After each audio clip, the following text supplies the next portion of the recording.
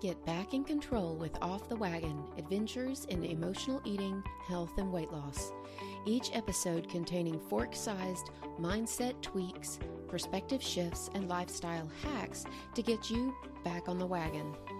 Whether it's habit change, emotional eating, addictions, weight loss, willpower, or relationships, there's something here for you.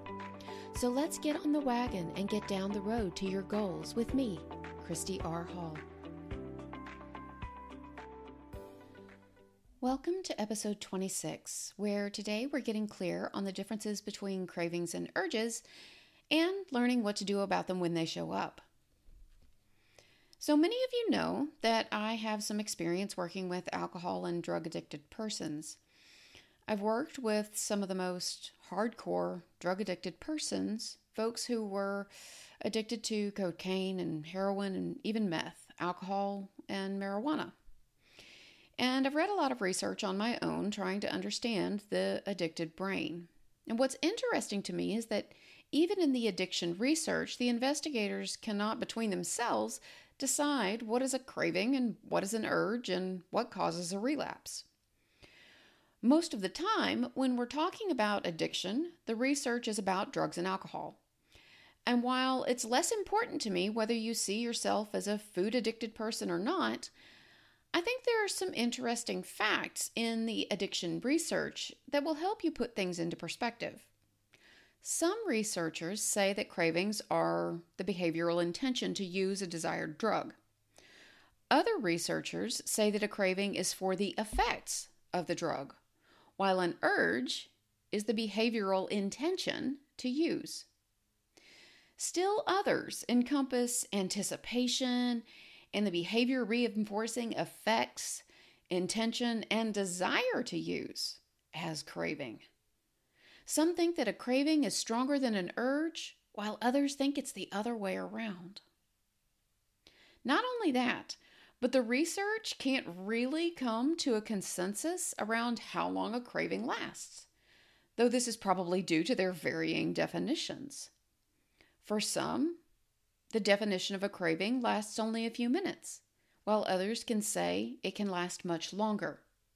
Either way, what we do know is that cravings and urges, both height and duration, can change dramatically during the day and have different meanings. Regardless of their inability to agree and whether you call it an urge or a craving, generally, self-assessment indicates that they're about identical. In fact, for some people, they define cravings and urges as the exact same thing. Additionally, what's interesting in reading the research is that having a craving or an urge doesn't always or even necessarily end in relapse.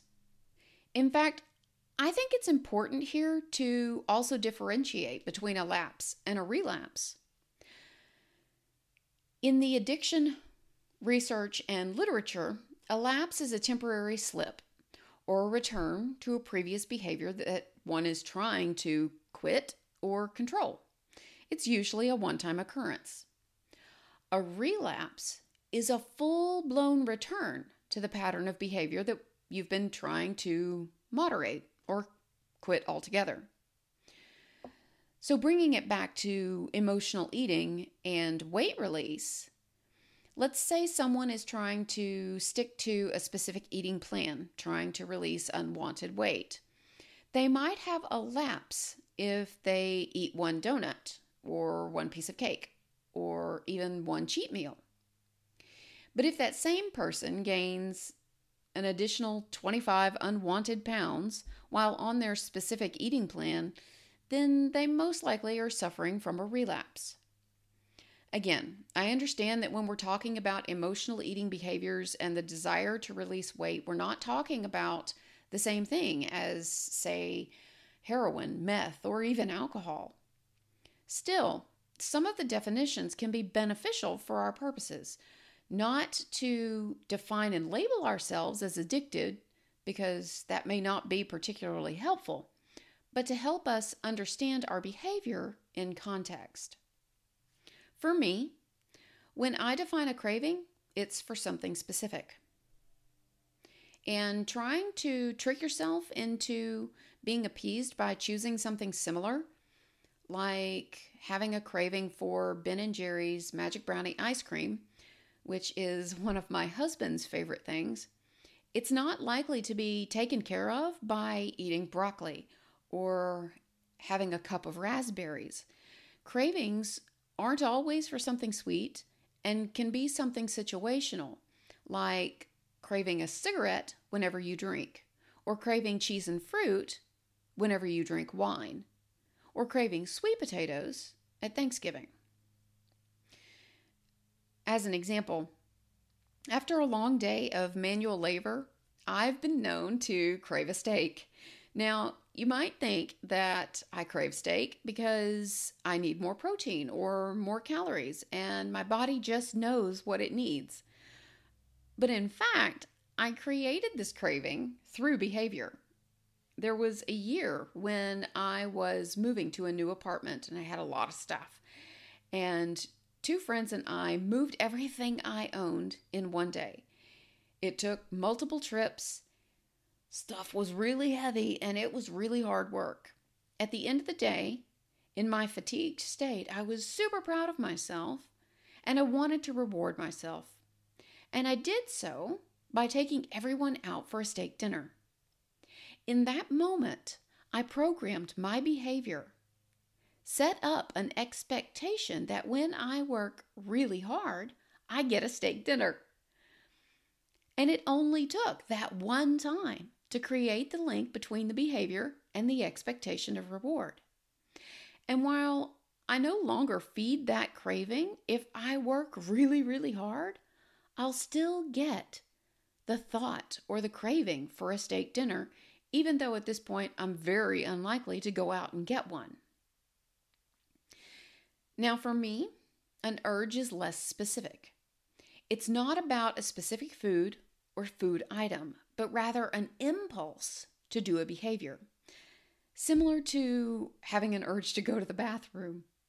For me, an urge shows up as an impulse to eat. I might want something sweet or something salty or whatever, but it's not that specific, and usually any number of things can meet the need. It's important to understand that it doesn't really matter how you define your cravings and urges, but really what you do and don't do with them. Either way, cravings and urges are normal. The thing to know about cravings and urges is that they will pass with time. At times, they can be pretty intense, but each wave of craving or urge will subside if you can wait it out and have a plan for dealing with them when they show up. Cravings and urges will decrease in strength and frequency over time. Research has shown time and time again that cognitive and behavioral coping strategies appear to be equally successful at dealing with cravings and urges, and combining the two strategies typically enhances their effectiveness and ultimately prevents relapse. So what I'm saying to you is that you can make your cravings and urges decrease by creating alternative behaviors, habits, and coping strategies that work for you. For many emotional eaters, emotional situations, both positive and negative, can create urges and cravings. And these impulses trigger automatic responses. In the beginning, they're without conscious thought. I want blank, chocolate, cookies, ice cream, chips, whatever it is. And that means I get it. You instinctively, impulsively, automatically get up and go get it. Learning to say no to these intense, ingrained desires is one of our biggest challenges as emotional eaters. The good news is that you can understand these desires and learn to resist them. So today, I want to share a page from Smart Recovery, which has a firm foundation in CBT, which is cognitive behavioral therapy, and REBT, rational emotive behavior therapy. Both of these therapies or skills, research shows, are incredibly helpful for dealing with emotional eating habits and behaviors. Coping with urges and cravings is a huge part of mastering your emotional eating behavior. And again, while how you feel about your food issues and whether they constitute food addiction is not really that important, the process I'm going to share with you, which is called DEADS, DEADS, can be leveraged to deal with cravings and urges. The way I remember it is cravings and urges, DEADS. Each letter stands for a part of this approach. D is for delay. The mental activities and processes of cravings and urges disappear over time unless you actively maintain and engage with them with your attention. If you pay them no mind, they will run their course and disappear. If your cravings or urges aren't gone in 20 to 30 minutes, then chances are you're still exposed to the stimulus, whatever it is, that cued up the urge in the first place. Urges usually disappear on their own if we let them. And what I mean is if we accept and get curious about the urge and notice it without doing battle with it, then the urge will subside. However, when we try to do battle and resist our cravings and urges by saying things like, I can't stand this craving, I have to stop it right now, they take longer to go away. And what's worse is that every time we give in to our cravings and urges, we reinforce and strengthen that behavior. So long story short, don't give in, no matter how bad the urge is, and it will pass. To help you with delaying and writing out these urges, check out the download below to get a guided meditation for urge surfing. Realize that all the urges you have ever had have passed. Once you have denied an urge, you know you can do it again and again. And over time, you'll have fewer cravings and urges, and the ones that do show up will be lower in intensity. Always remember that waiting them out is always an option. The E in DEADS stands for escape. If what has triggered you is something outside of you, like a person or a situation or even a triggering food, you always have the option to leave or get away from the urge-provoking situation. You can step outside and get some air. You can retreat to the ladies' room to regroup. You can turn your eyes away from the delectable food or even imagine that you see something repulsive or disgusting or wrong with it, like, maggots or mold or even hair. If it's on TV, change the channel. If it's a certain aisle in the grocery store, avoid it.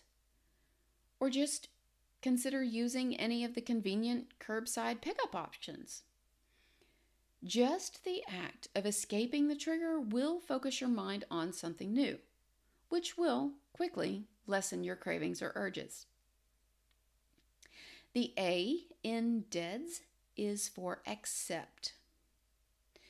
Put your urges and cravings into perspective by understanding that they are normal and will pass. It's important for us to learn to accept discomfort. It won't kill us, and if we don't focus on it and attempt to keep it, it will be gone pretty quickly. You've probably heard what you resist persists. That applies here. Denying and resisting makes the craving or urge stronger. But acknowledging and accepting, but still choosing not to engage it, you'll soon be on the other side of your urge and you'll be stronger and more confident for it. And how this plays out, a lot of people get really confused when I talk about acknowledging and accepting, but choosing not to engage.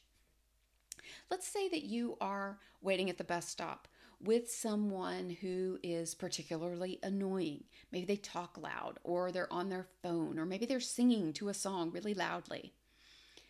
You can acknowledge the fact that they're there. Yes, that person is there. Yes, they are annoying. Yes, they are irritating. Yes, it's frustrating that they won't be quiet. You can accept that they are there. They have every right to be standing at the bus stop with you. They're just waiting for the ride, just like you are. But that doesn't mean you have to run away from them. You don't have to leave the bus stop and go to another bus stop. You don't have to engage with them. You don't have to say, "Could you please shut up?" Right? You don't have to, take their iPhone and throw it in the street to get them to hush. You don't have to yell at them. You don't have to engage at all. You just have to make peace with the fact that they are there. And soon enough, they'll get on their bus, and hopefully it's not the same bus as you, and they'll go about their merry way. And that's how we acknowledge and accept our urges without actually engaging in them. So I hope that makes sense. The second D in DEADS is for dispute. Many times our cravings and urges stem from irrational beliefs about ourselves, like, "I always give in to my cravings," or "I can never follow my plan for very long." Now, you've heard me say it before, but I'll say it again. Learn to dispute those false and negative beliefs. Look for reasons why that thought isn't true. Look for reasons why this belief or rule is false. What says it must be this way? Where is that written? Create new and effective beliefs that you can use as mantras while you are surfing your urge or craving. And finally, the S in DEADS is for substitute. Now, this one is a bit trickier because when we're talking about a craving or an urge and say the word substitute, you might be thinking that we're talking about substituting fruit for that apple pie you're craving, or substituting whole wheat pasta for the white floured versions. And that's not what we mean here. When you get an urge, we want to quickly substitute a thought or an activity that's more healthful or beneficial or fun. Take a walk or run an errand. Grab a book to read or listen to music or a podcast. The possibilities to substitute and lessen the cravings more quickly are endless. Substitutes are distractions, but those distractions can help you ride out an urge or a craving. So when you're not struggling with a craving or an urge, take some time to sit down, think about it, and write down some possibilities for distractions. This is the list we keep returning to. Keep that list with you so that you'll have a reminder of your options when an urge or a craving happens. And then you just have to pick one to try, and you can keep working through your list. So that, in a nutshell, is the DEADS process. DEADS. And you can always remember it by remembering cravings and urges, DEADS. That D is for delay, E is for escape, A is for accept, the second D is for dispute, and the S is for substitute. And these are all ways or options that you have for working through and riding out an urge or a craving without giving into it. So thank you so much for listening in today. I hope that this tip, the DEADS process, is helpful for you and will provide you with additional ways to say no to your urges and cravings, and helps you on your journey, your road, your process towards emotional eating mastery. If you have any questions or want to talk to me about the DEADS process or any of the addiction recovery processes that I am familiar with, I would love to talk to you. You can find me on Facebook at fb.me/Coach Christy R. Hall, or you can find me at my website, www.christyrhall.com. Thanks again, and I'll talk to you soon.